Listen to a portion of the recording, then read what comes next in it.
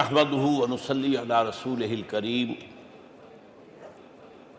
اما بعد فقد قال الله تبارك وتعالى كما ورد في سورة الأعراف اعوذ بالله من الشيطان الرجيم بسم الله الرحمن الرحيم فالذين آمنوا به وعزروه ونصروه واتبعوا النور الذي انزل معه اولئك هم المفلحون صدق اللہ العظیم رب اشرح لي صدری ويسر لي امری واحلل عقدۃ من لسانی یفقهوا قولی اللهم ربنا الہمنا رشدنا واعذنا من شرور انفسنا اللهم صل على عبدك ونبيك ورسولك وحبيبك وخليلك محمد وبارك وسلم وصلی وسلم وبارک علی جمیع الانبیاء والمرسلین وعلی ملائکتک المقربین وعلی عبادک الصالحین وعلینا معہم یا ارحم الراحمین آمین یا رب العالمین۔ محترم وائس چانسلر صاحب، اساتذہ کرام، عزیز طلباء اور طالبات، السلام علیکم ورحمۃ اللہ وبرکاتہ۔ آج جو مجھے موضوع دیا گیا ہے اس کے لیے میں نے سورہ اعراف کی آیت نمبر 157 کا آخری ٹکڑا جو ہے وہ آپ کو سنایا ہے۔ اس کا ایک پس منظر ہے وہ جان لیجیے۔ آپ کو معلوم ہے کہ جب حضرت موسیٰ بنی اسرائیل کو لے کر مصر سے نکلے ہیں، اس کے بعد مرحلہ آیا کہ اللہ تعالیٰ نے حضرت موسیٰ کو کوہ طور پر طلب فرمایا تورات عطا کرنے کے لیے۔ ان کی غیر حاضری میں ایک فتنہ کھڑا ہوا اور کچھ لوگوں نے ایک بچڑا بنا کر اس کی پرستش شروع کر دی بنی اسرائیل میں سے، سامری کا بنایا ہوا بچڑا۔ جب حضرت موسیٰ واپس آئے انہوں نے یہ دیکھا تو بہت غضبناک ہوئے، اور پھر اللہ تعالیٰ کے حکم سے فیصلہ ہوا کہ 12 قبیلوں میں سے جن لوگوں نے بھی یہ شرک کیا ہے ان کو انہی قبیلوں کے لوگ خود قتل کریں۔ کئی ہزار اسرائیلی قتل ہوئے۔ یہ بہت بڑا یوں سمجھیے کہ پرج ہوا ہے اس قوم کے اندر۔ اس کے بعد پھر مزید اللہ تعالیٰ کی خدمت میں استغفار کے لیے حضرت موسیٰ علیہ السلام اپنے 70 بڑے بڑے سردار جو تھے 12 قبیلوں کے، ان کو لے کر حاضر ہوئے۔ وہاں انہوں نے استغفار کیا اور ایک دعا کی، پروردگار وَاكْتُبْ لَنَا حَسَنَةً فِي الدُّنْيَا وَالْآخِرَةِ، ہمارے لیے نیکی کا اندراج کر دے، دنیا میں بھی آخرت میں بھی۔ جواب ملا اللہ تعالیٰ کی طرف سے، دیکھو عذاب تو میں جس کو چاہوں گا دوں گا، اور ویسے میری رحمت ہر شے کے ساتھ موجود ہے، ہر شے کا وجود میری رحمت سے ہے، لیکن ایک میری خاص رحمت ہے جو میں لکھ رکھوں گا ان لوگوں کے لیے جو میرے نبی امی آخری رسول ان پر ایمان لائیں گے صلی اللہ علیہ وسلم۔ وہ جب آئیں گے اور وہ نیکی کا حکم دیں گے، بدی سے روکیں گے، پاکیزہ چیزوں کو حلال قرار دیں گے، ناپاک چیزوں کو حرام قرار دیں گے، نوع انسانی کے اوپر جو بوجھ تھے جو اس وقت ہوں گے ان کو اتاریں گے۔ وہ جب آئیں گے تو جو لوگ فَالَّذِينَ آمَنُوا بِهِ نمبر 1، وَعَزَّرُوهُ نمبر 2، وَنَصَرُوهُ نمبر 3، وَاتَّبَعُوا النُّورَ الَّذِي أُنزِلَ مَعَهُ أُولَٰئِكَ هُمُ الْمُفْلِحُونَ۔ جو لوگ ان پر ایمان لائیں گے، ان کی تعظیم اور توقیر کریں گے، ان کی مدد کریں گے، اور جو نور ان کے ساتھ نازل کیا جائے گا یعنی قرآن، اس کی پیروی کریں گے، وہ ہوں گے جو فلاح پانے والے ہوں گے، میری خصوصی رحمت سے حصہ ان کو ملے گا۔ اب یہاں پہلے تو دعا کر لیجئے، اللہم ربنا اجعلنا منہم، اے اللہ ہم سب کو ان میں شامل فرما دے جو تیرے نبی کے ساتھ تعلق کی ان 4 بنیادوں کی شرائط کو پورا کر سکے، تقاضوں کو پورا کر سکے۔ اب ذرا ان میں سے ایک ایک کو لیجئے۔ ایمان جانی پہچانی چیز ہے، ایمان جسے کہتے ہیں، اس کی تشریح میں جانے کی ضرورت نہیں، وقت بھی محدود ہے، لیکن ایک بات سمجھنے کی ہے بہت ضروری۔ ایمان کے 2 لیول ہیں۔ ایک قانونی ایمان ہے جس کی بنا پر ہم ایک دوسرے کو مسلمان سمجھتے ہیں، اس کا تعلق اقرار باللسان کے ساتھ ہے، زبان سے کہنا اشہد ان لا الہ الا اللہ وحدہ لا شریک لہ واشہد ان سیدنا و مولانا محمد عبدہ ورسولہ۔ کوئی ہندو تھا، سکھ تھا، پارسی تھا، عیسائی تھا، یہ کلمہ کہے اور اسلام میں آ گیا۔ لیکن یہ زبانی کلامی ایمان جو ہے یہ انسان کی سیرت و کردار پر اثر انداز نہیں ہو سکتا۔ یہی وجہ ہے آج ہم دیکھ رہے ہیں مسلمان ہی جھوٹ بھی بول رہا ہے، مسلمان ہی بے ایمانی بھی کر رہا ہے، مسلمان ہی خیانت بھی کر رہا ہے، مسلمانوں کے لیڈر بلینز کی خیانت کر رہے ہیں۔ یہ کون ہے؟ سب مسلمان ہیں۔ وہ اس کی وجہ کیا ہے کہ ہم صرف قانونی مسلمان ہیں اور ہمارا ایمان قانونی ایمان ہے۔ اس کے لیے اسلام کا لفظ قرآن میں آیا ہے سورہ حجرات میں، قالت الاعراب آمنا قل لم تؤمنوا ولکن قولوا اسلمنا۔ اے نبی یہ بدو کہہ رہے ہیں ہم ایمان لے آئے، ان سے فرما دیجئے تم ہرگز ایمان نہیں لائے ہو، یوں کہو کہ ہم مسلمان ہو گئے ہیں۔ ولما يدخل الايمان في قلوبكم، ابھی تک ایمان تمہارے دلوں میں داخل نہیں ہوا۔ بہرحال اللہ کا شکر ہے اس نے ہمیں مسلمانوں میں پیدا کر دیا، ورنہ ہم میں سے کتنے ہوتے اگر کہیں اور پیدا ہو گئے ہوتے تو نعمت اسلام سے بھی ہم بہرہور ہو سکتے، کیا کہہ سکتے۔ اصل ایمان ہے جب وہ دل میں داخل ہو جائے، یقین بن جائے۔ اسی لیے بچپن میں یاد کیا ہوگا ایمان مجمل، آمنت باللہ کما ہوا باسمائہ وصفاتہ وقبلت جمیع احکامہ اقرار باللسان وتصدیق بالقلب۔ جب تصدیق بالقلب ہوگی تو اب اس کے تقاضے جو ہیں عملی پیدا ہوں گے۔ ان تقاضوں میں سے ایک میں دو حدیثوں کے حوالے سے آپ کے سامنے رکھ رہا ہوں۔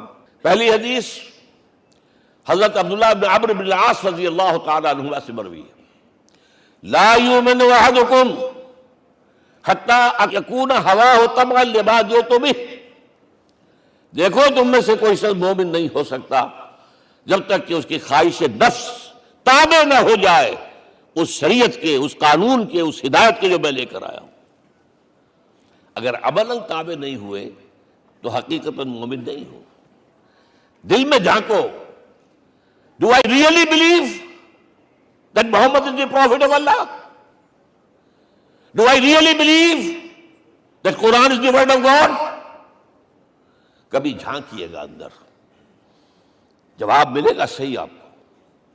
کیا کنوکشن ہے؟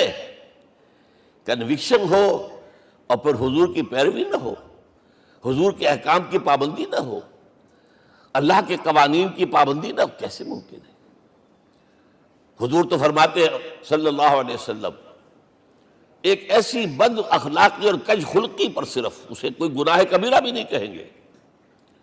فرمایا ایک مرتبہ واللہ لا یؤمن، واللہ لا یؤمن، واللہ لا یؤمن، خدا کی قسم فلاں شخص مومن نہیں ہے، خدا کی قسم فلاں شخص مومن نہیں ہے، خدا کی قسم فلاں شخص مومن نہیں۔ صحابہ کانپ گئے، کون بدبخت ہے جس کے بارے میں فرمایا جا رہا؟ پوچھا گیا من یا رسول اللہ؟ جواب سنیے اور اپنے غریب حالوں میں جھانکیے۔ وہ شخص الذی لا یامن جارہ بوائقہ، وہ شخص جس کی شرارتوں کی وجہ سے اس کا پڑوسی چین میں نہیں ہے، امن میں نہیں ہے، وہ مومن نہیں ہے، خدا کی قسم نہیں ہے، خدا کی قسم نہیں ہے۔ کیسے علیحدہ کر لیں گے اس ایمان کو اعمال سے اور ایمان کو اخلاق سے؟ آگے چلیے، وہ جو حدیث حضرت ابو ہریرہ سے، اور یہ متفق علیہ ہے، صرف بخاری کی نہیں ہے، بخاری جمع مسلم۔ لا یؤمن احدکم حتی اکون احب الیہ من والدہ وولدہ والناس اجمعین۔ تم میں سے کوئی شخص مومن نہیں ہو سکتا جب تک کہ میں اسے محبوب تر نہ ہو جاؤں، اپنے باپ سے بھی، اپنے بیٹے سے بھی، اور تمام انسانوں سے۔ جھانک لیجئے دل میں، صورتحال یہ ہے یا نہیں ہے؟ کیوں محبوب ہو جائیں؟ اس لیے کہ آپ کے ذریعے ہدایت ملی ہے، آپ کے ذریعے ہم اللہ سے جڑے ہیں، اور آپ کو معلوم ہے دنیا میں کوئی شاہ ہدایت نہیں، نعمت نہیں ہے جب تک کہ نعمت ہدایت نہ ہو۔ اگر صحت اچھی ہے، ہدایت نہیں ہے، تو بدماشیاں کریں گے، کیا کریں گے؟ آپ کو معلوم ہے صحت اچھی جو ہے کدھر جا کے کھپے گی اگر ہدایت نہیں ہے۔ اگر دولت ہے، ہدایت نہیں، کیا کریں؟ گلچھرے اڑائیں گے، عیاشیاں کریں گے، لوگوں پر اپنی دولت کا روب گانٹیں گے۔ اولاد ہے، ہدایت نہیں ہے، یہ اولاد سہان روح بھی بن جائے گی کہیں آپ کے لیے۔ کوئی شے نعمت نہیں ہے جب تک کہ نعمت ہدایت نہ ہو، اور ہدایت ہمیں ملی محمد الرسول اللہ صلی اللہ علیہ وسلم کے ذریعے۔ تو آپ سے بڑھ کر محبوب کون ہوگا؟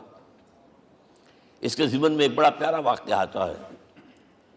حضرت عمر سے پوچھتے ہیں حضور ایک مرتبہ، عمر تمہیں مجھ سے کتنی محبت ہے؟ تو اندازہ کیجئے کہ اس قدر اپنائیت کسی سے ہوتی ہے تب یہ سوال ہوتا ہے، عمر تمہیں مجھ سے کتنی محبت ہے؟ عرض کیا حضور مجھے آپ دنیا کے ہر انسان سے زیادہ محبوب ہیں۔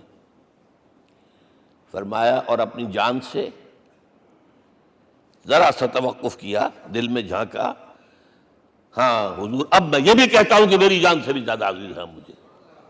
آپ نے فرمایا الان عمر اب پہنچے ہو جو مقام ہے، اب درکار ہے، جو مطلوب ہے۔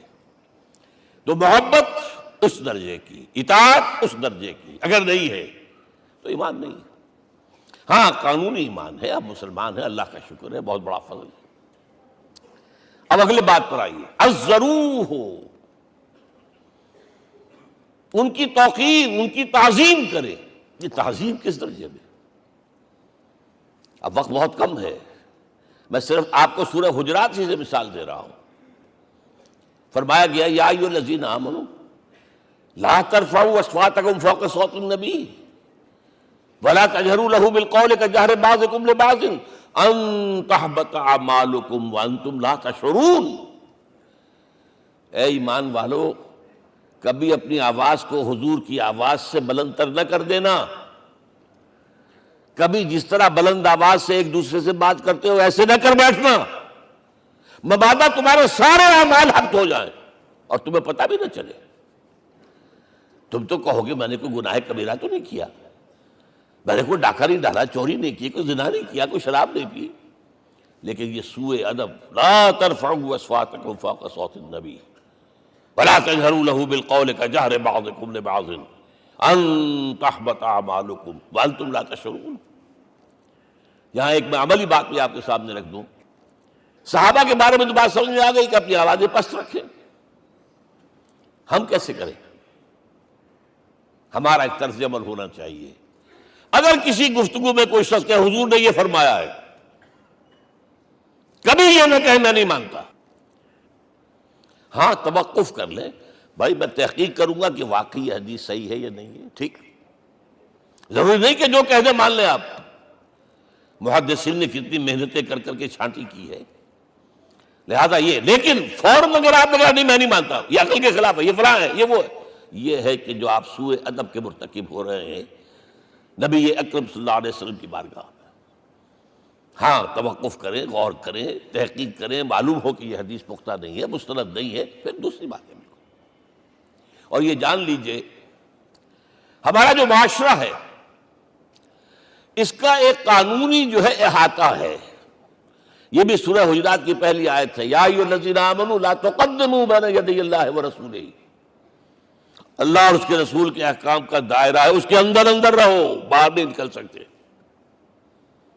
لیکن اس دائرے کے اندر ایک مرکزی شخصیت جس کی دل آویزی، جس کا حسن سلوک، جس کا حسن کردار، جس کا حسن اخلاق مرکز بن جائے، تمام لوگوں کی جذباتی محبت کا مرکز بن جائے، اگر یہ نہیں ہوگا تو معاشرہ مضبوط نہیں ہوگا۔ محض قانون اور دستور پر معاشرہ مضبوط نہیں ہوتا۔ کسی شخصیت، اب آپ کو معلوم ہے آخر ہندوستان کے معاشرے میں گاندھی کا ایک مقام ہے کہ نہیں ہے؟ آخر یہ سارا معاملہ چل رہا ہے اسی کے گرد کے نہیں؟ ماؤ زے تونگ کے معاملہ ہے ہی کہ نہیں ہے؟ یہ سارا معاملہ دنیا میں عام لوگ کہہ دیتے، ریشنلسٹ لوگ، کہ ان چیزوں کی کیا ضرورت ہے، بھائی قانون دیکھنا چاہیے، دستور دیکھنا چاہیے، حکم دیکھنا نہیں۔ بھائی جذباتی وابستگی، کہ ایک ہستی تو ایسی ہو کہ جس کے کچھ کہنے پر فوراً زبانیں بند ہو جائیں۔ اور اس کا نقشہ میں سعودی عرب میں دیکھتا ہوں، اگر وہاں کے دو بدو لڑ رہے ہوں صف اور ایک دوسرے کو کھانے کو دوڑ رہے ہوں، کوئی شخص کہتے صلی علی النبی، فوراً خاموش۔ معلوم ہوتا ہے آگ کے اوپر کسی نے پانی ڈال دیا، خاموش، صلی علی النبی، صرف یہ کہنے سے۔ یہ جذباتی وابستگی اگر محمد سے نہیں ہے صلی اللہ علیہ وسلم تو آپ کا معاشرہ کبھی مضبوط نہیں ہوگا۔ یہ مرکزی شخصیت، یہ مرکز ہے، اسی لیے ان کے احترام کا یہ درجہ ہے، کیونکہ اس سے کیا ہوگا؟ تمہارا شیرازہ بکھر جائے گا۔ اگر ان کے ساتھ جذباتی محبت نہیں ہوگی تمہارا شیرازہ بکھر جائے گا۔ یہ آیا معاملہ۔ اب میں آپ کو بتانا چاہتا ہوں تہذیب ہمارے ہاں اصل میں بدقسمتی سے ہم سیرت کی تقریریں کرتے ہیں، حضور کی عظمت بیان کرنے کی کوشش کرتے ہیں۔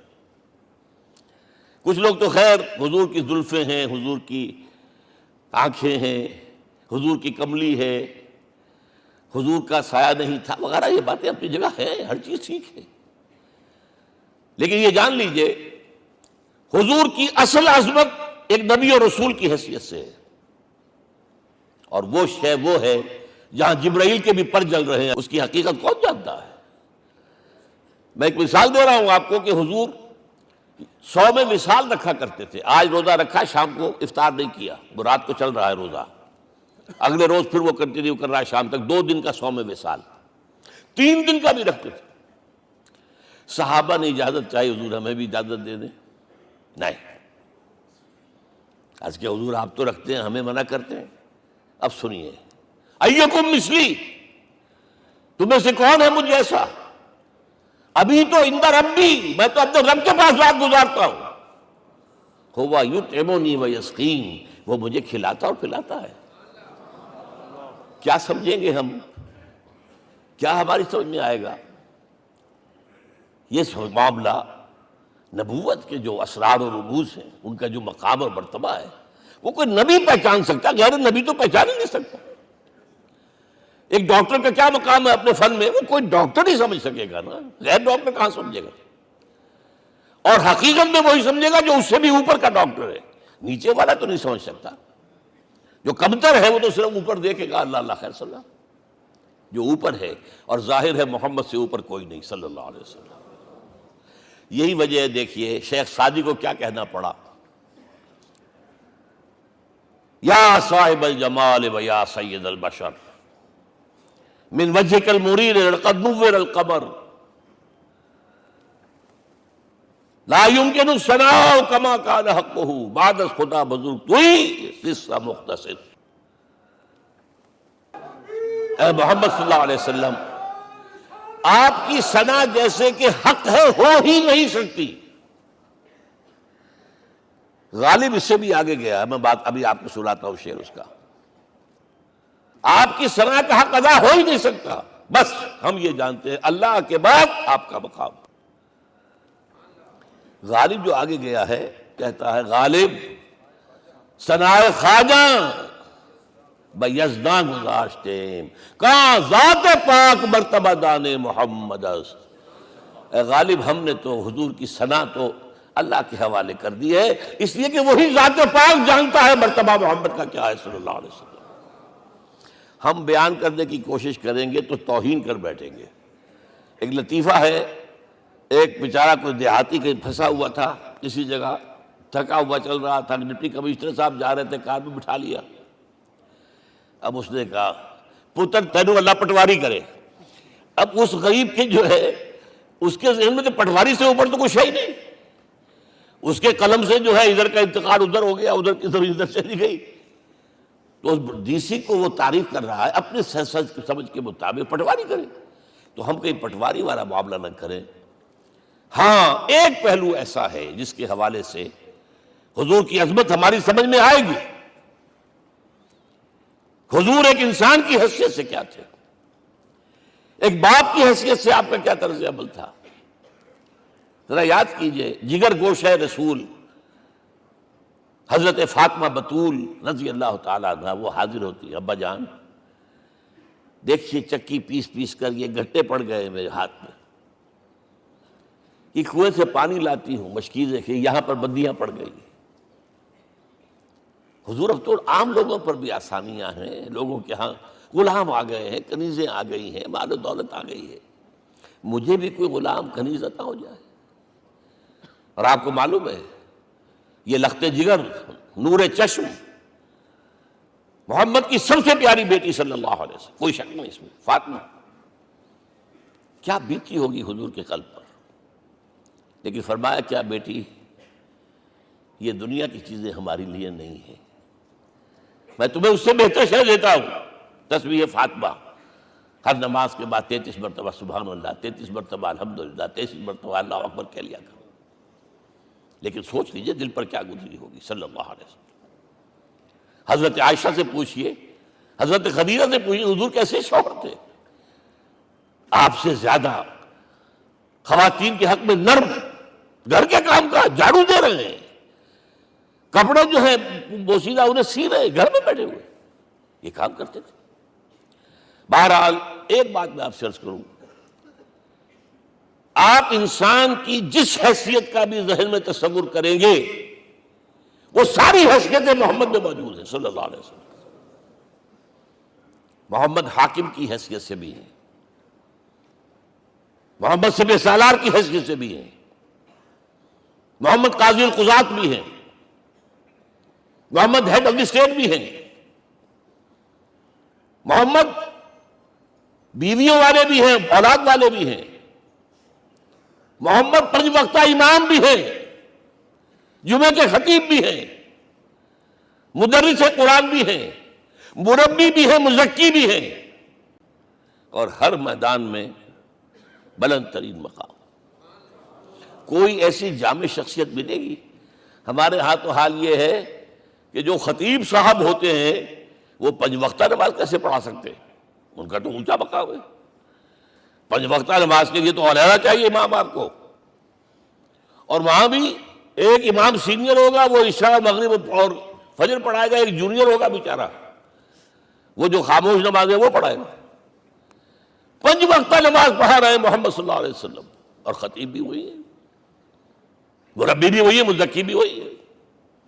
ہمارے ہاں جو لوگ تزکیہ نفس کے میدان میں ہیں وہ پھر جماعت کبھی نہیں کراتے، کبھی نہیں دیکھا ہوگا آپ نے کسی صاحب کو کراتے ہوئے. یہ جامعیت جو ہے، جامعیت کبریٰ. میں صرف ایک بات کہا کرتا ہوں، ایک اعتبار سے حضور کا اسوہ نامکمل ہے. آپ مجھے سوء ادب کا مرتکب نہ قرار دے دیں، اسوہ کیا ہے؟ عورت کے لیے اس کی اپنی نسوانی زندگی کے لیے اسوہ آپ میں نہیں ہے. آخر نصف انسانیت ہے، اسے بھی اسوہ چاہیے. یہ ہے جس کی وجہ سے حضور نے شادیاں کی ہیں زیادہ. خواتین کے لیے اسوہ حضور کے ازواج مطہرات ہیں، اور ان میں سب سے بڑھ کر جو بالکل یوں سمجھیے کہ آغاز کے اندر نوجوانی میں آ گئی ہیں حضور کی خدمت میں، نہایت ذہین و فطین. انہوں نے پھر عورت کی زندگی کے لیے حضور کا جو طرز عمل تھا وہ انہوں نے بیان کیا نا.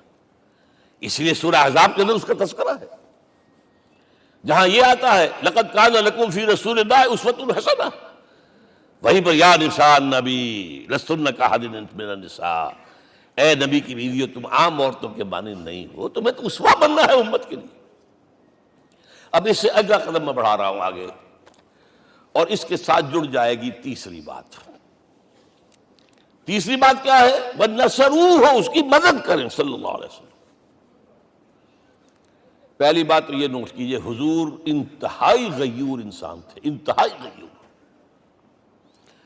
یہ کہا جاتا ہے کہ اگر حضور گھوڑے اس میں سوار ہوتے تھے اونٹ پر، اور آپ کا کوڑا نیچے گر گیا تو آپ یہ کسی سے نہیں کہتے تھے کہ ذرا یہ میرا کوڑا مجھے پکڑا دینا، یہ بھی گوارا نہیں تھا. آپ اونٹ بٹھا کر نیچے اتر کر اپنا کوڑا خود اٹھاتے تھے.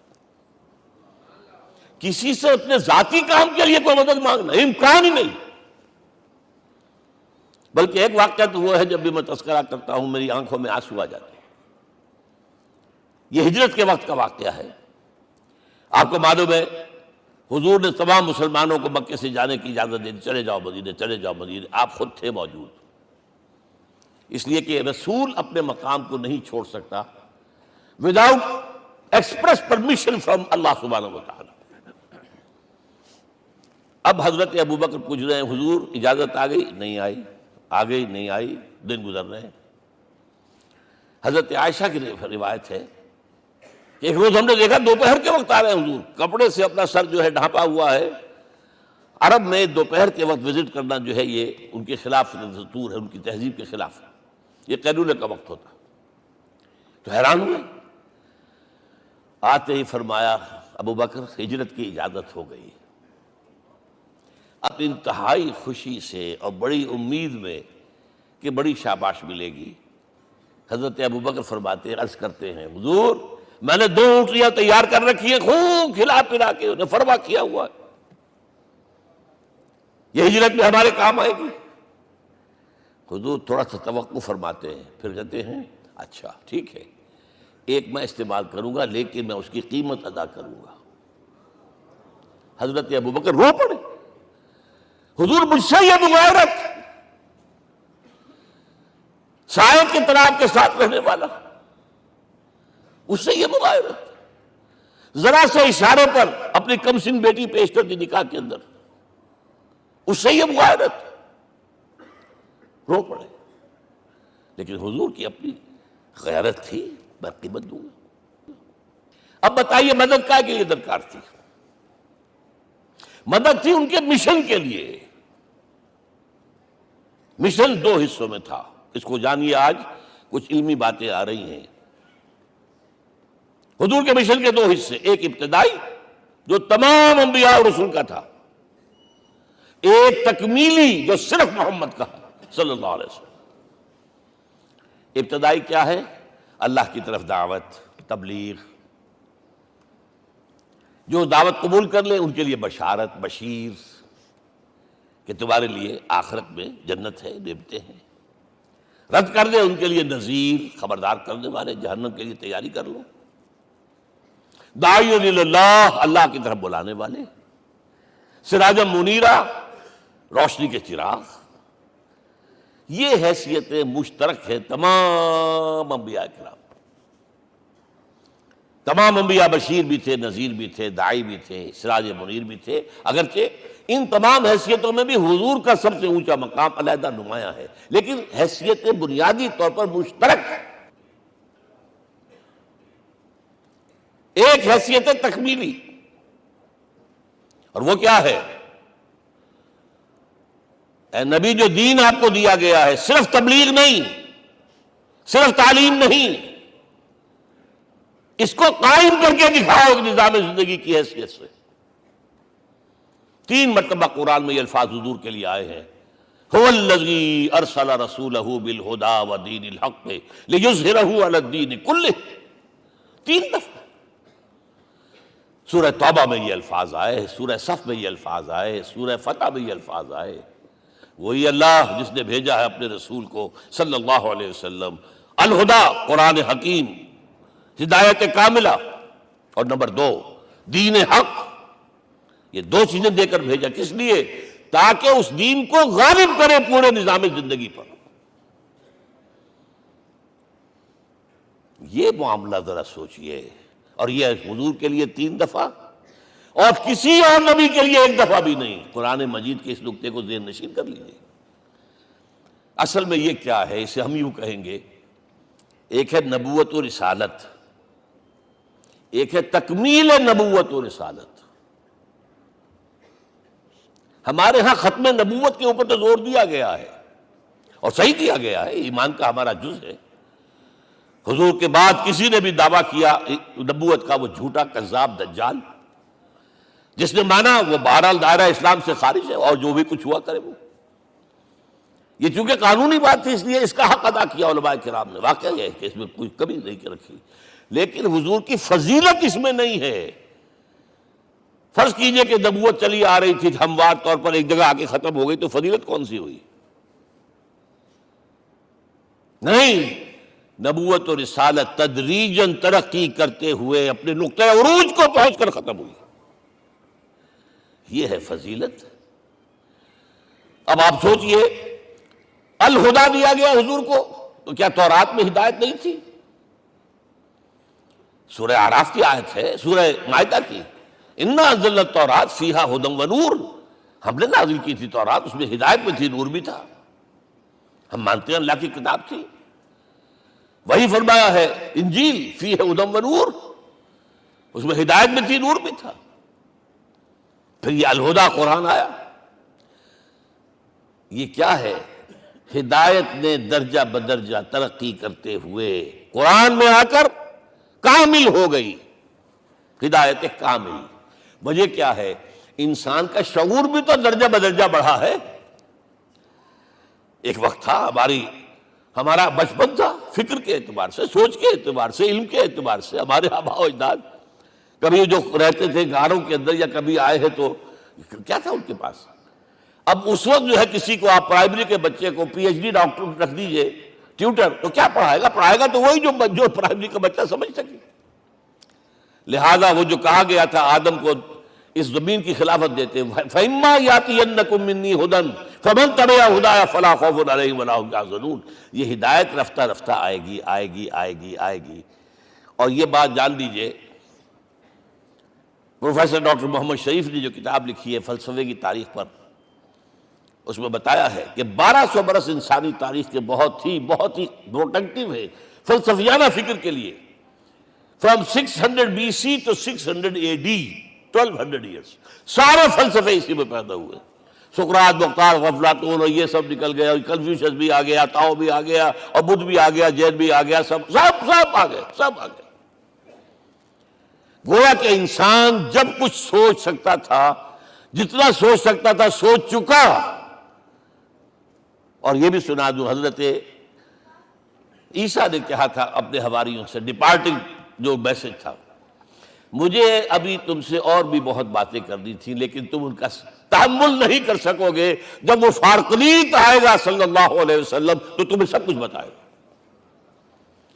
لہذا جب انسان بلوغت کو پہنچا ہے فلسفیانہ فکر کے اعتبار سے، تب، اور یہ بھی نوٹ کر لیجئے، بہت اہم بات کہہ رہا ہوں، چند مہینے غار حرا کی تنہائیوں میں اللہ تعالیٰ نے حضور کو وہ سارا ذہنی سفر طے کرایا ہے۔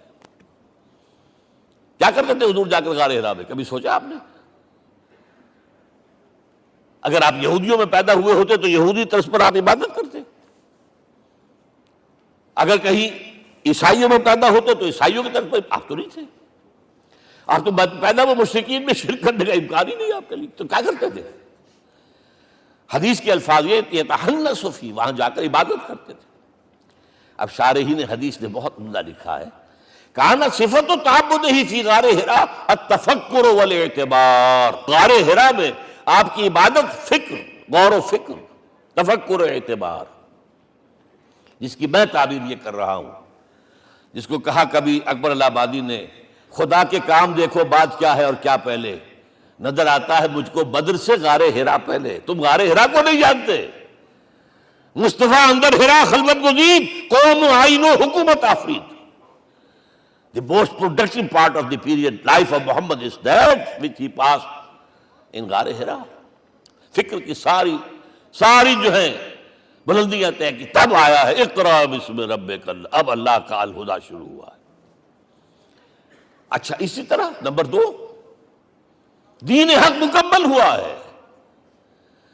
ورنہ جب ہم کبھی غاروں میں رہتے تھے کسی میونسپلٹی کا بھی سوال نہیں، نظام کسے کہیں گے؟ پھر یہ ہے کہ قبائلی نظام آیا، چلیے ایک شیخ ہے اس کا کہنا ماننا ہے سب کو، کچھ نظام تو بن گیا نا، اور نظام جہاں آئے گا جکڑ بندی ہو جائے گی۔ اب تم فلاں قبیلے کے شخص ہو، اس کا قبیلے کا سردار یہ، تمہیں حکم ماننا پڑے گا، اس قبیلے کی روایت یہ، تمہیں پیروی کرنی پڑے گی، you have to do it whether you like it or not۔ پھر آپ کی سٹی اسٹیٹس وجود میں آئی، پھر امپائرز وجود میں آ گئے۔ 400-500 برس سے رومن امپائر، 400-500 برس سے ایرانین امپائر عرب کے اوپر ایسے تھی جیسے افغان کے سر کے اوپر بہت بڑا جو ہے پگڑ رکھا ہوتا ہے۔ کتنا بڑا ہوتا ہے؟ وہ کسی نے شعر کہا بھی تھا، مجھے تو اب یاد نہیں، کہ سر پہ باندھے ہوئے پورا افغانستان۔ میرا خیال شاید ضمیر جعفری۔ تو کیا تھا یہ جزیرہ نما عرب؟ یہ جزیرہ کہلاتا ہے، الجزیرہ، اس لیے کہ نیچے آپ کو معلوم ہے بحیرہ عرب، ادھر جو ہے خلیج آ رہی ہے آخر تک، ادھر سے بحیرہ قلزم جا رہا ہے، اور پھر خلیج عقبہ آ گئی ہے، تو یہ سارا جو ہے جزیرہ نما ہے، اس سے پہلے نہیں سنا۔ لیکن عرب اوپر 2 اور ہیں، عراق عرب، شام عرب۔ عراق عرب پر قبضہ ایران کا، شام عرب پر رومیوں کا۔ اور جب یہ سلطنتیں بن گئیں تو گویا کہ انسان شکنجے میں آ گیا۔ ظلم، محنت کرے کسان، عیش کرے جاگیردار، اور بادشاہ محل بنائے۔ لگان وہاں سے آ رہا ہے. از جفائے دے خدایاں کشتے دہ خانہ خراب. کرگے پر بیٹھا ہوا کوئی کھدر بن رہا ہے, ٹیکس دو. بادشاہ محل بھی بنائے گا, یاشیاں بھی کرے گا, سارا نسوانی حسن جو ہے کوہ قاف کا لے آئے گا اپنے ہاں, اور پھر فوج بھی رکھے گا. ذرا تم نے گردن اٹھائی تو تمہاری سرکوبی کرنے کے لیے فوج تیار ہے. یہ جب جکڑ بند آئی ہے انسان پر, تب محمد کو بھیجا گیا ہے.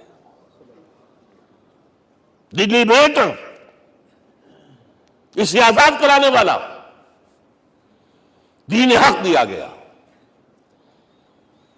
یہ دین حق قرآن مجید میں اسی لیے کہا گیا, یہ میں کہہ رہا ہوں تکمیل رسالت النبوت.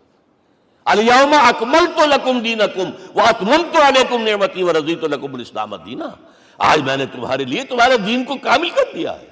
یہ مکمل نظام زندگی ہم نے دیا ہے, پہلے تھا ہی نہیں. لہذا کسی اور نبی سے یہ نہیں کہا گیا کہ اس کو غالب کرو. میں نے آپ کو بتا دیا کہیں نہیں ہے.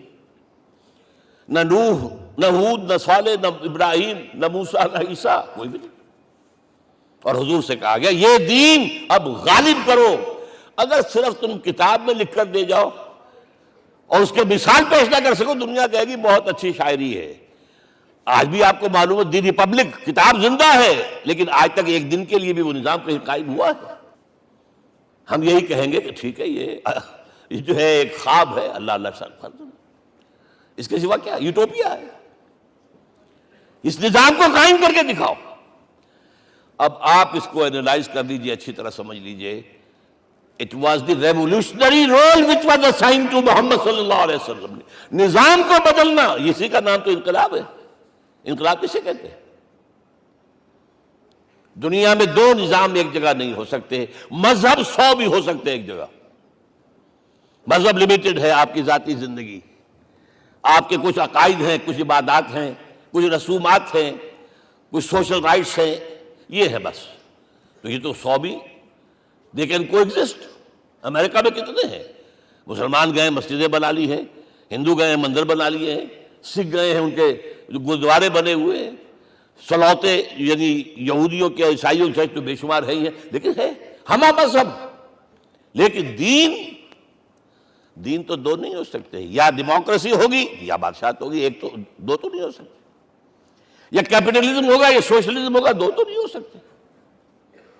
یا تھیوکریسی ہوگی یا ڈیموکریسی ہوگی, دو نہیں ہو سکتے. اور یہ بھی آپ کو معلوم ہے دنیا میں کہیں ویکوم نہیں ہے نظام کے اعتبار سے, کبھی نہیں رہا ہے. ہر ایک نظام موجود ہے. آپ کوئی دوسرا نظام لانا چاہتے ہیں, پہلے اس کو جڑ سے اکھیڑنا پڑے گا. گفت رومی ہر بنائے کوہنا کا باداں کلند, تو نہ دانی اولا تعمیر راں ویرا کلند.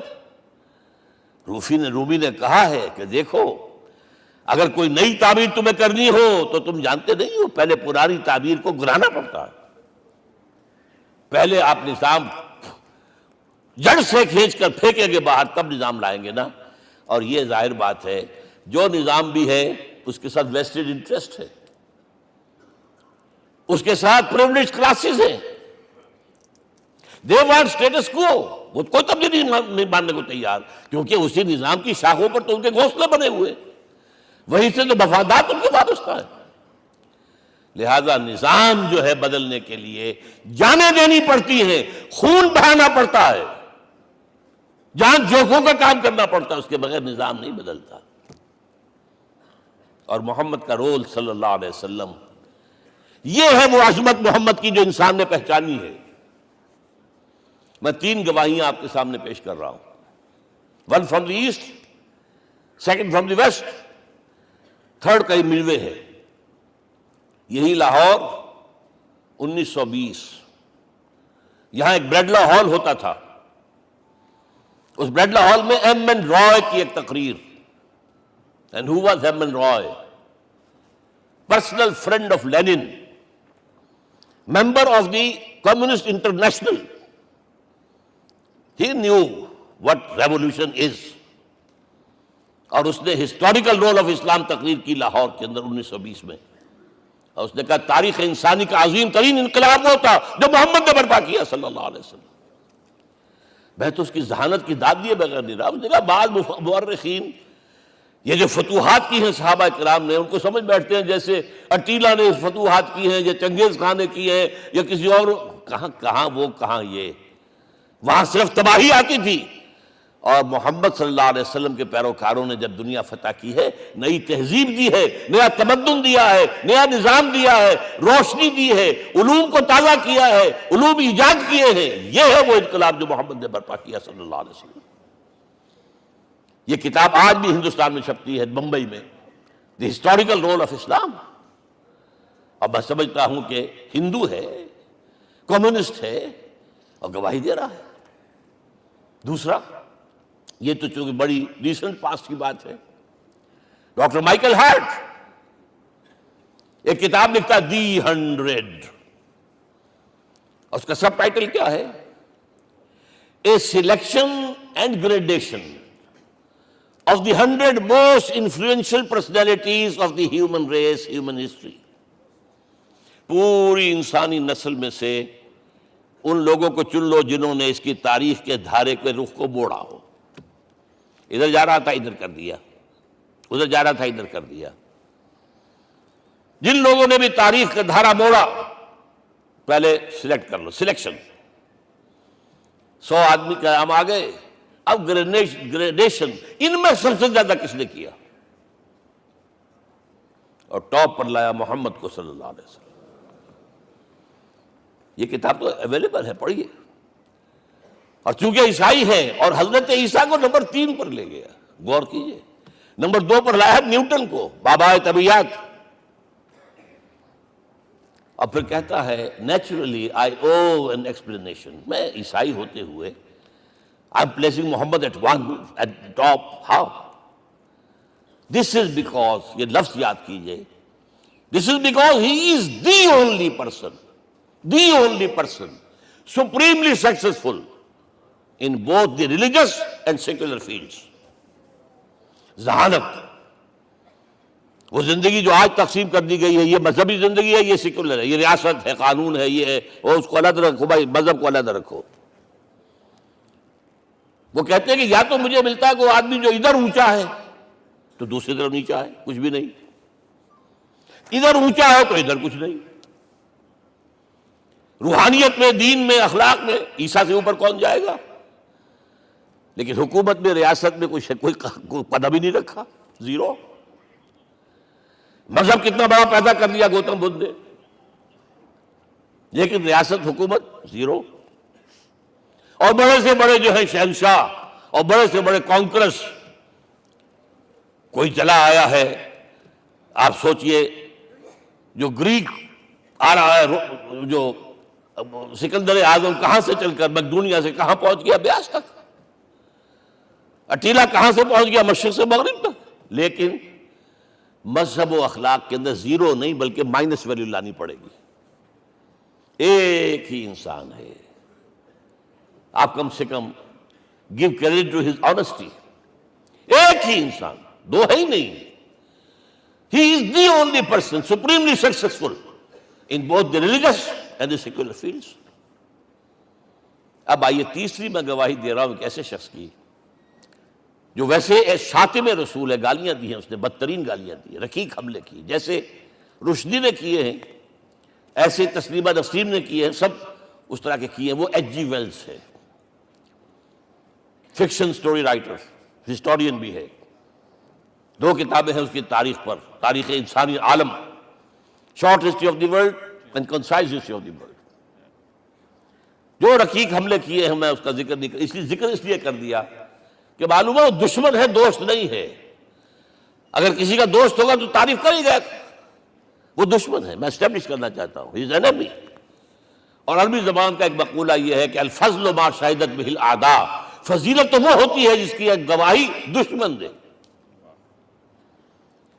جب وہ آیا ہے concise history of the world میں، چیپٹر آخری حضور کا، جو حضور کے چیپٹر میں جو آخری بات خطبہ حجۃ الوداع کو کوٹ کیا ہے، لا فضل لعربی علی عجمی ولا لعجمی علی عربی ولا لأحمر علی اسود ولا لأسود علی احمر الا بالتقوی.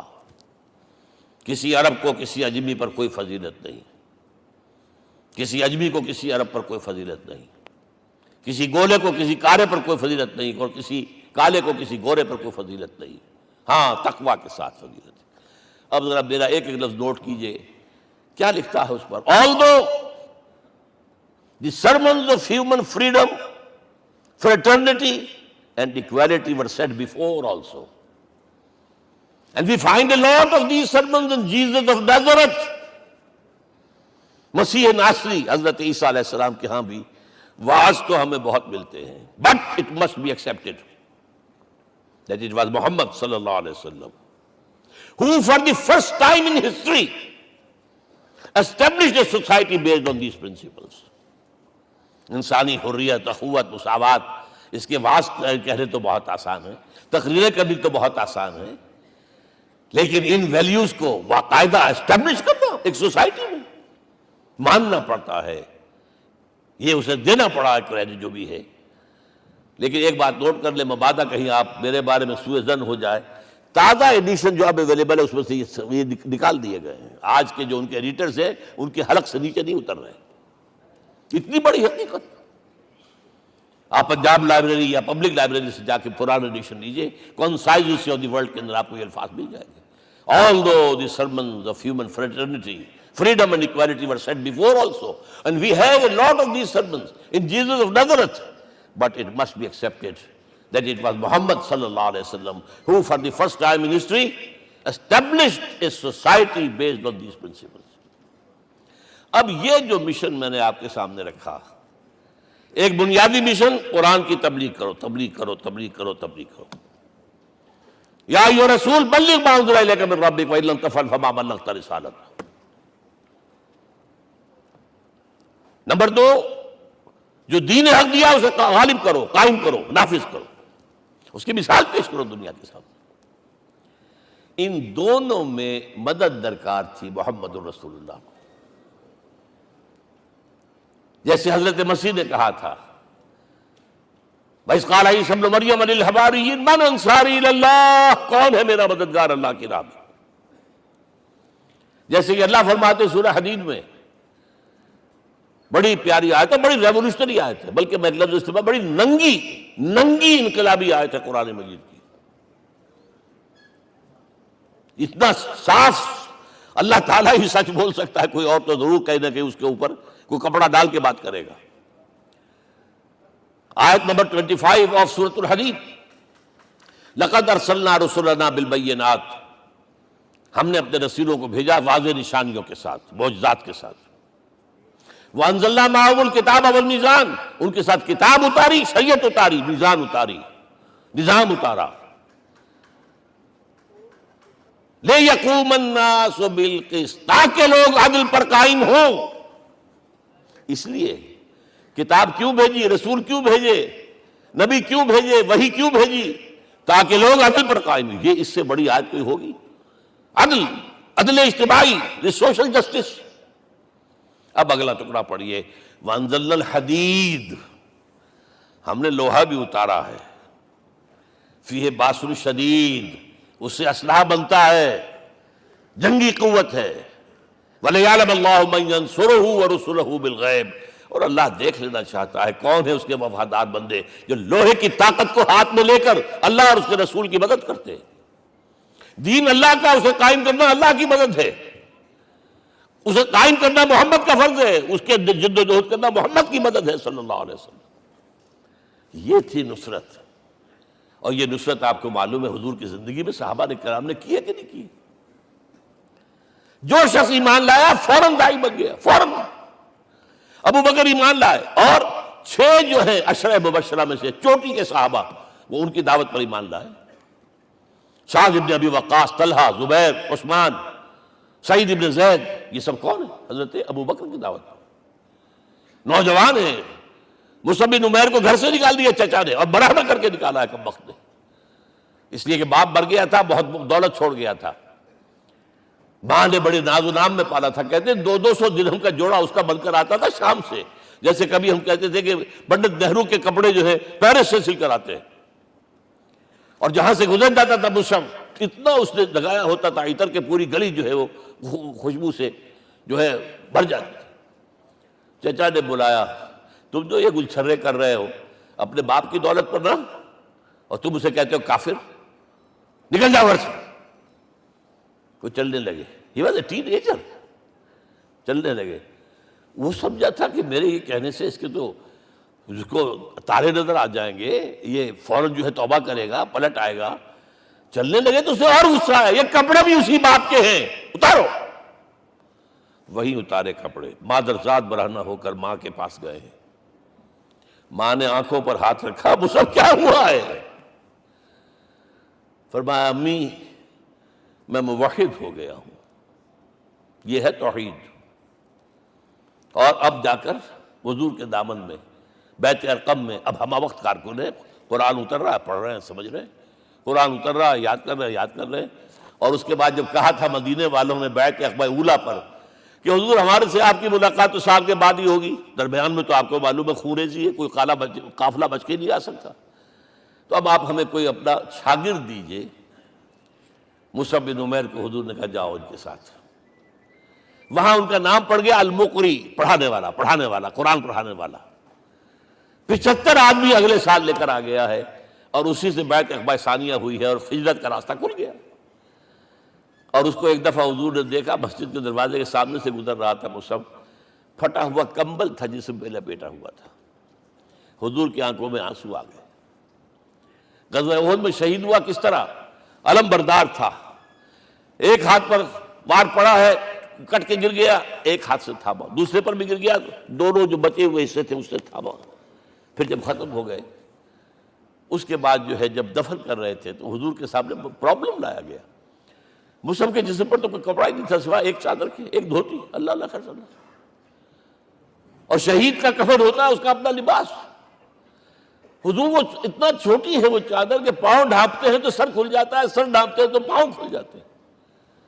فرمایا سر کو ڈھانپ دو کپڑے سے اور پیروں پر گھاس ڈال دو۔ That was the last dress which Musab got۔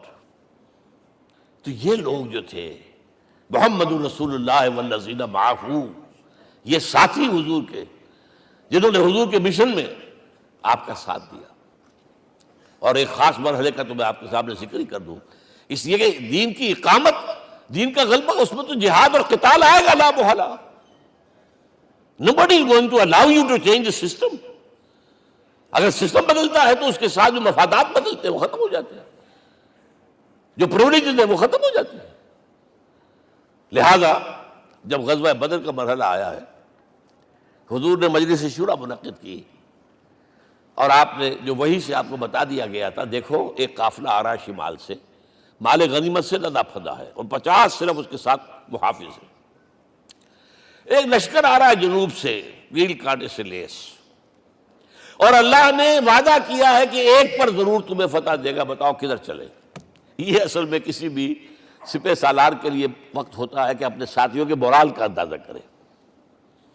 کچھ ہوں گے ہم جیسے کمزور بھی، انہوں نے کہا کہ حضور پہلے قافلے کی طرف چلے، آسانی سے فتح بھی ہو جائے گی اور ہتھیار مل جائیں گے ہمیں، ہمارے پاس تو ہتھیار بھی نہیں ہے، گنتی کے لوگوں کے پاس تلواریں بھی نہیں سب کے پاس، تو 50 آدمیوں کے ہتھیار تو ملیں گے، پھر لشکر سے نپٹ لیں۔ اب حضور کہہ رہے ہیں اشیرونی اشیرونی اشیرونی۔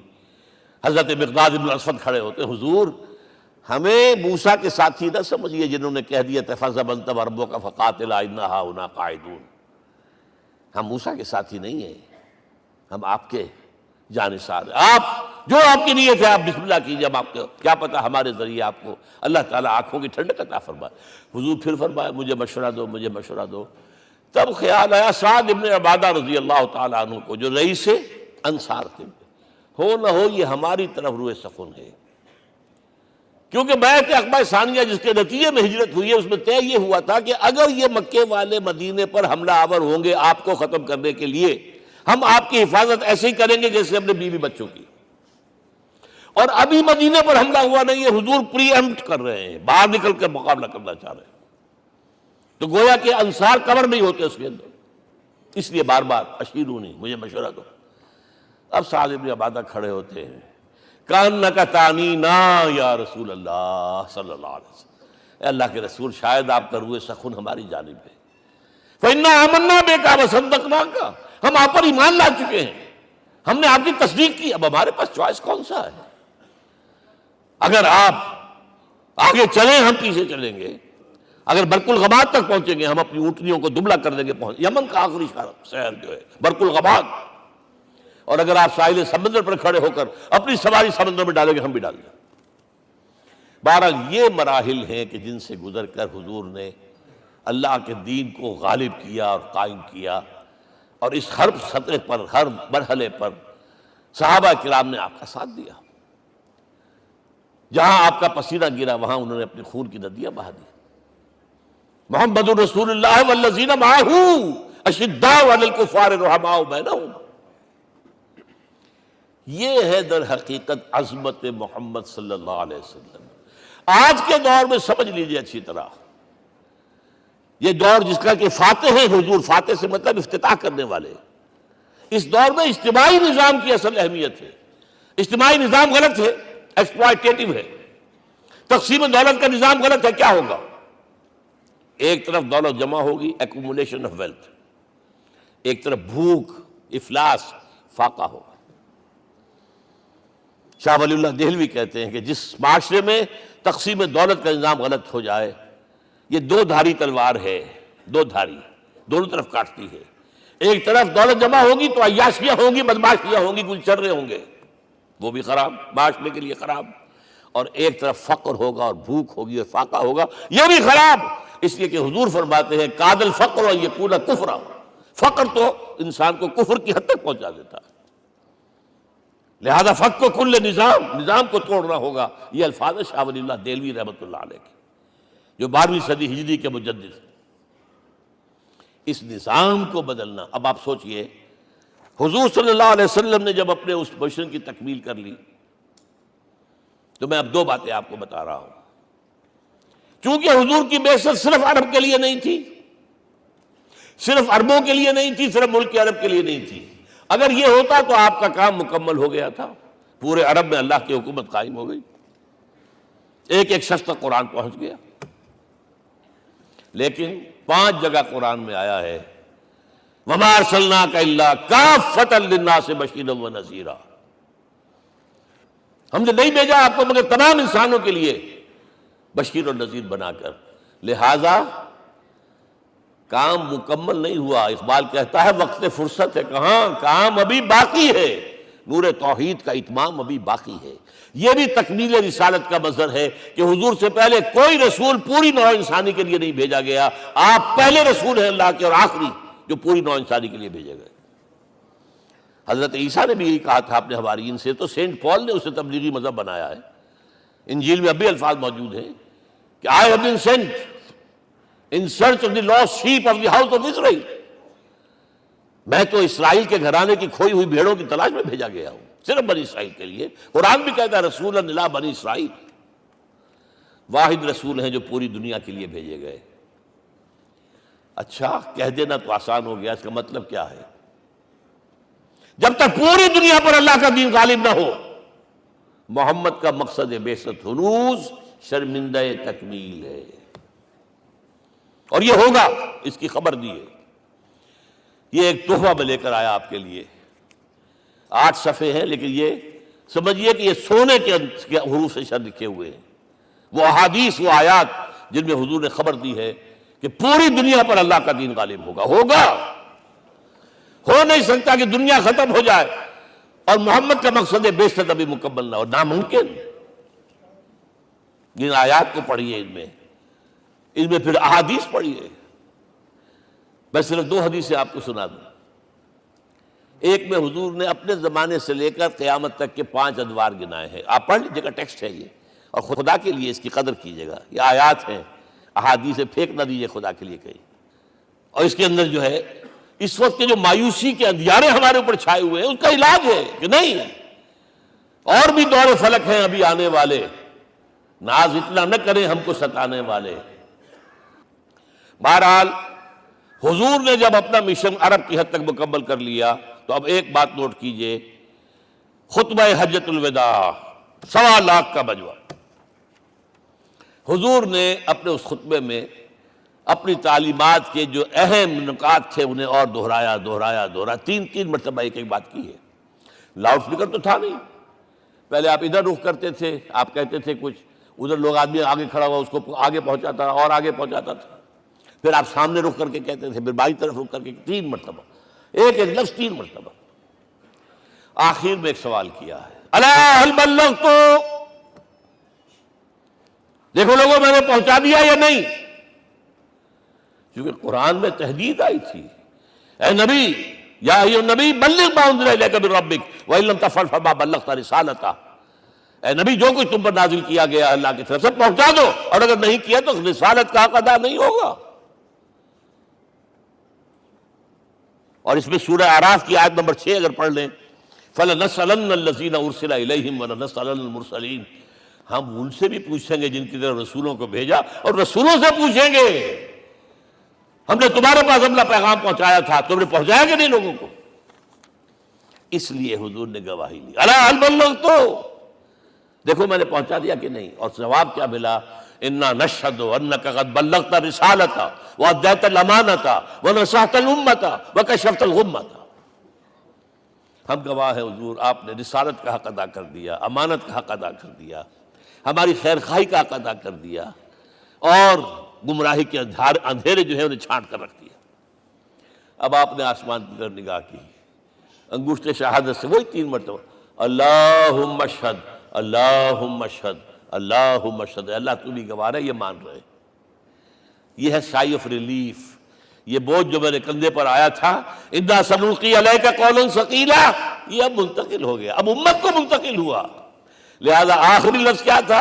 فَلْيُبَلِّغِ الشَّاهِدُ الْغَائِبَ، اب جو یہاں موجود ہیں ان کا فرض ہے کہ پہنچائیں ان کو جو یہاں نہیں ہے۔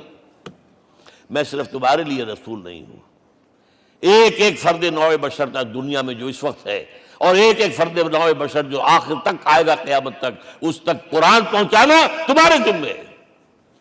ہم نے نہیں پہنچایا، اسی لیے آج ہم اللہ کے عذاب میں ہیں۔ آج کیوں ذلیل کے کل تک نہ تھی پسند گستاخی فرشتہ ہماری جناب میں؟ 1.5 بلین مسلمان، لیکن عزت نام کی کوئی شے ہے؟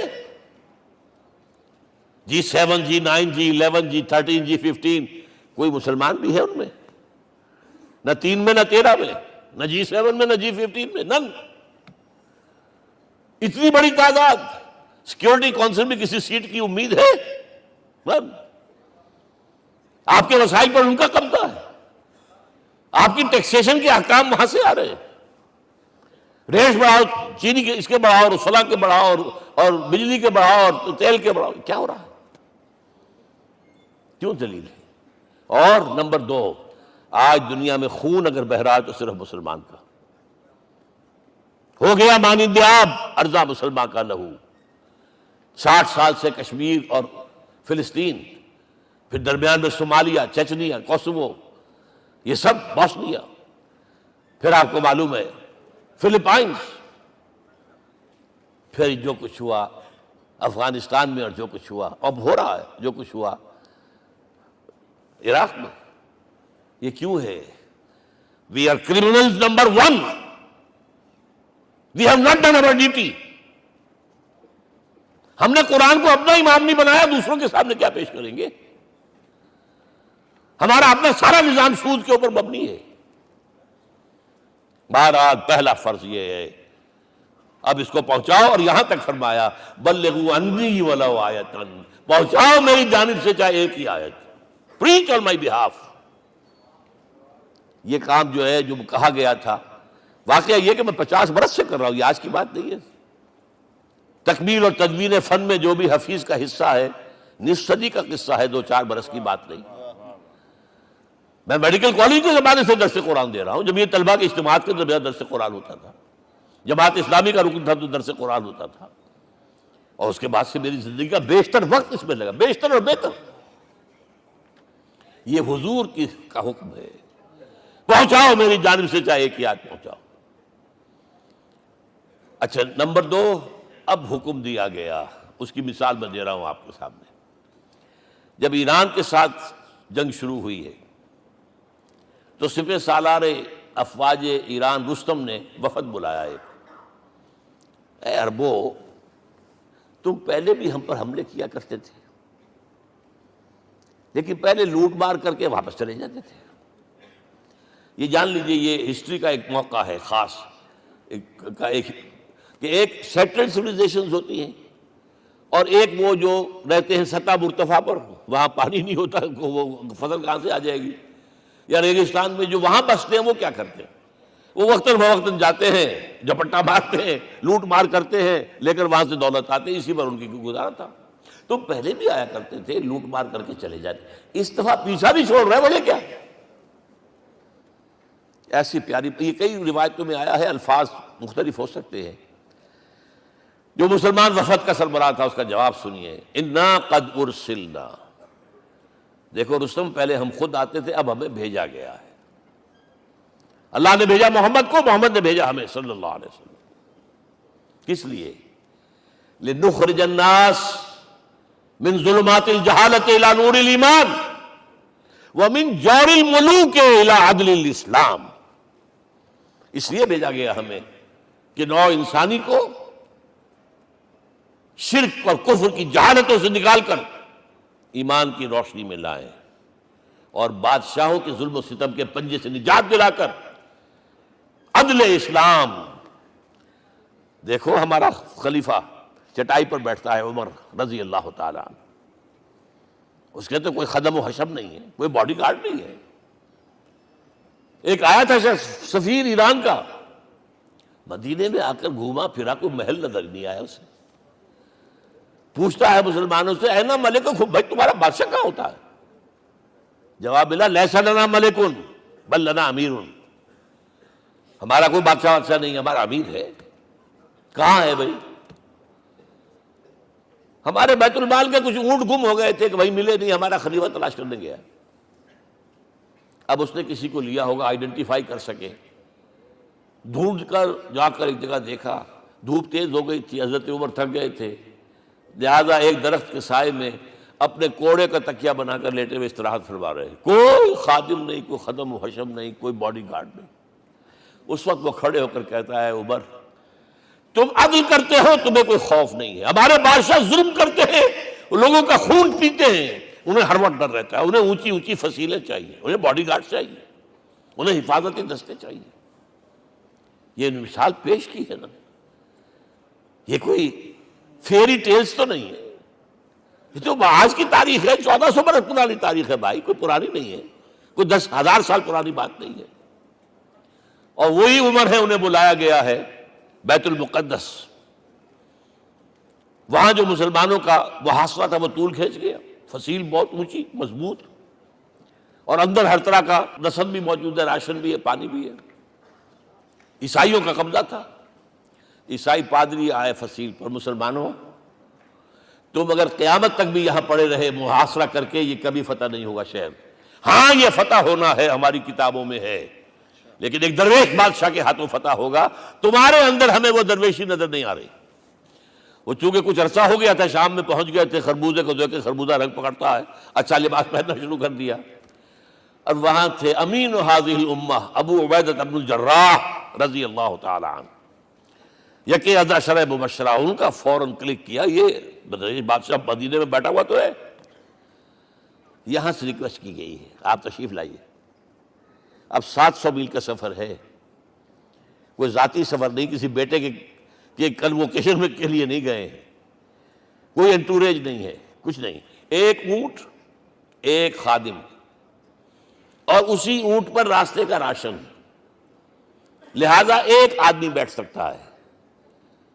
اب ایک منزل خلیفہ اوپر تشریف فرما ہے اور خادم ہاتھ پکڑ کر آگے چل رہا. اگلی منزل خادم اوپر بیٹھا ہے اور خلیفہ ہاتھ پکڑ کے آگے چل رہا ہے. جب آخری منزل آئی ہے تو باری ہو گئی اس خادم کی. اس نے ہاتھ جوڑ دیے، خدا کے لیے لوگ دیکھیں گے، مجھے ماریں گے، تمہیں شرم نہیں آئی؟ خلیفۃ المسلمین جو ہے وہ آگے آگے تمہارے چل رہے تھے، تم براجمان تھے. حضرت عمر نے ڈانٹ پلائی، دوڑو دوڑو، نہیں، باری تمہاری ہے. وہ بیٹھا ہوا اوپر، حضرت عمر پنکیل پکڑ کر آ رہے ہیں، اور بیچ میں کہیں کیچڑ آ گیا تھا، جوتیاں بھی ہاتھ میں پکڑی ہوئی ہیں. اب وہاں آتے ہی انہیں لے جایا گیا فصیل کے سامنے. انہوں نے اوپر سے اپنی کتابیں دیکھیں، ہاں یہی ہے درویش بادشاہ. یہ فتح نہیں ہوا تھا یروشلم، یہ ایک صلح کے طور پر انہوں نے دیا ہے، کھول دیا، آ جاؤ۔ اور انہوں نے شرط رکھوائی تھی کہ کہیں یہاں یہودیوں کو آباد نہیں ہونے دیں گے آپ۔ حضرت عمر نے اتنی رعایت کی تھی یہودیوں کے لیے کہ وہ یہاں آئیں، اپنے مقدس مقامات کی زیارت کر کے جا سکتے ہیں، لیکن یہاں سیٹل نہیں ہو سکتے، اس لیے وعدہ تھا۔ یہ وعدہ جو ہے سلطان عبدالحمید خان تک چلا ہے۔ بڑی سے بڑی رشوت پیش کی تھی زائنسٹ نے، تمہارے سارے قرضے ہم ختم کر دیں گے، تم جو ہے ہمیں فلسطین میں آباد ہونے کا حق دے دو۔ نہیں، جو معاہدہ عمر کا تھا اس میں میں کوئی ترمیم نہیں کر سکتا۔ تو یہ مثالیں ہیں جو پیش کی گئی ہیں۔ میں تو کہا کرتا ہوں، جب میں نے پڑھا تھا کہ کرنل جمال عبد الناصر کی بیٹی سائیکل پر جاتی ہے کالج، چون لائی کی بیٹی بھی سائیکل پر کالج جاتی ہے، احساس ہوا تھا عظمت ہے نا آخر، چاہے وہ کسی غیر میں ہو۔ اور واقعہ یہ ہے کہ میں بیان کرنے سے رہ نہیں سکتا، جب میں نے لال بہادر شاستری کے بارے میں سنا، he had no house in the whole of India۔ یہ تو بھارت کی ڈیموکریسی کا ایک معجزہ ہے۔ A person who doesn't own a house in the whole length and breadth of India and he rose to the position of Prime Minister۔ ہمارے ہاں کسی میونسپلٹی کا جو ہے ممبر نہیں بن سکتا، اس کی بیوی اپنے گھر میں خود کھانا پکاتی تھی، کوئی ملازم نہیں تھا۔ اور جب ہارٹ اٹیک ہوا ہے تاشقند میں، تو وہ جو مرتے دم بات کی ہے اس نے ماتا جی سے کی ہے، بیوی سے نہیں کی۔ یہ ہماری مشرقی روایات ہیں، ماں کا مقام۔ لیکن یہ تمام مثالیں جو ہیں، پوری نوع انسانی 10 مرتبہ پیدا ہو کر ختم ہو جائے، حضرت عمر والی مثالیں نہیں لا سکتے۔ رات کو گشت کر رہے ہیں، ایک جگہ سے رونے کی آواز آئی، معلوم ہوا کہ بچے ہیں، بھوکے ہیں، رو رہے ہیں۔ ماں سے پوچھا گیا کیا معاملہ ہے، کہ کیا کروں، کچھ نہیں ہے، میں نے یہ آنڈی چڑھا دی ہے، چولہے کے اوپر آگ جلا دی ہے، بچوں سے کہا بھائی کچھ پک رہا ہے، ذرا انتظار کرو، سو جائیں گے۔ کانپ گئے، ایسے گئے سیدھے بیت المال، آٹے کی بوری اپنے غلام سے کہا میرے کندھے پر رکھ، میں پہلے چلتا ہوں۔ نہیں، قیامت کے دن تم میرا بوجھ نہیں اٹھا سکو گے۔ اپنے کندھے پر بوری رکھ کر لائے ہیں، کھانا پکوایا، کھلایا بچوں۔ اب اگر حضور یہ کہے کہ سید القوم خادمہم، تو یہ حقیقت تھی کہ نہیں تھی؟ ورنہ اگر یہ مثال نہ آتی تو کہتے جی شاعری تو اچھی ہے، بہت اچھا شعر کہہ دیا، کوئی سردار بھی کبھی خادم ہوا ہے۔ اب یہ ہے کہ یہ نظام دنیا میں، بس آخری بات پہ میں آ گیا ہوں، یہ خوشخبریاں میں آپ کے ساتھ یہ تحفہ لے کر آیا، یہ پڑھیے کہ نظام دوبارہ آنا ہے۔ محمد کی پیشین گوئی غلط نہیں ہو سکتی، وہ صادق المصدوق صلی اللہ علیہ وسلم۔ اگرچہ ابھی ہمیں اور سزائیں ملنی ہیں، اور سخت سے سختر سزائیں آنی ہیں۔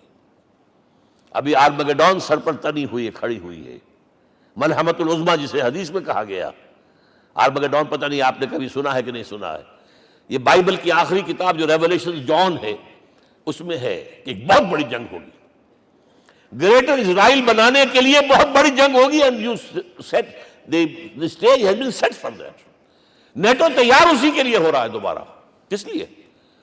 نیٹو چیف سے پوچھا گیا تھا کہ تمہارا دشمن جو تھا USSR تو ختم ہوا، گھٹنوں کے بل پڑا ہوا ہے، اب کس کے لیے اس کو ایکسٹینڈ کر رہے ہو اور آرگنائز کر رہے ہو؟